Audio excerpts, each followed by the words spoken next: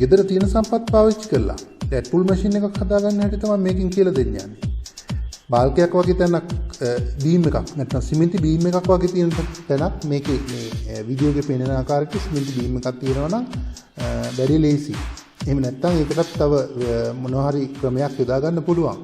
ඉතින් සිමෙන්ති බීම් එකක් කරා එතනට මේ යකඩ බාර් ෆිට කරලා තියෙන එකක් තමයි මේකෙන් පේන්නේ. ඉතින් මේක බලලා ඔබේ ගෙදර තියෙන පහසුකම් වලට අනුව යම් යම් වෙනස්කම් කරලා දෙයක් කරගන්න පුළුවන්. මම රූපසටහන් කීපයකිනුත් ඉදිරිපත් කරලා තියෙනවා. ලයිව් මේක කරලා තියෙන එකත් පෙන්නලා තියෙනවා.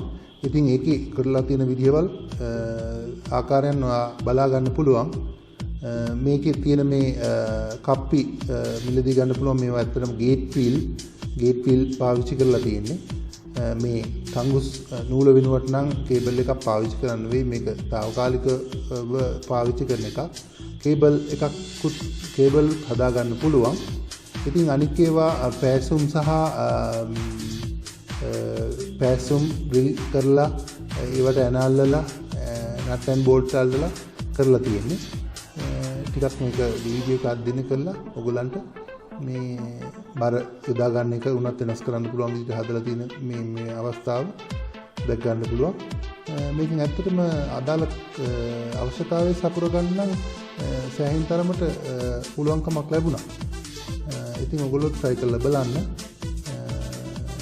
මේ විදිහට දෙයක් යම් වෙනස්කම් කරලා හදා ගන්න පුළුවන්.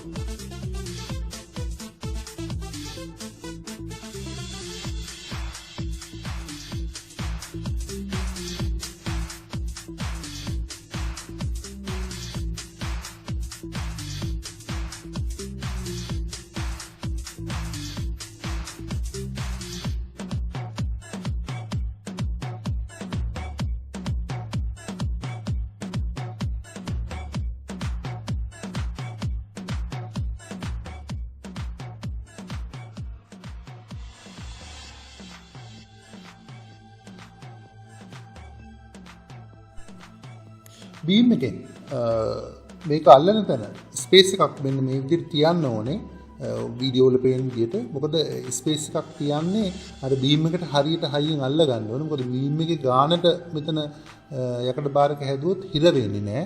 මෙතන හිරවීම අවශ්‍යයි දෙපැත්තටම බල්ලා දින කරන්න.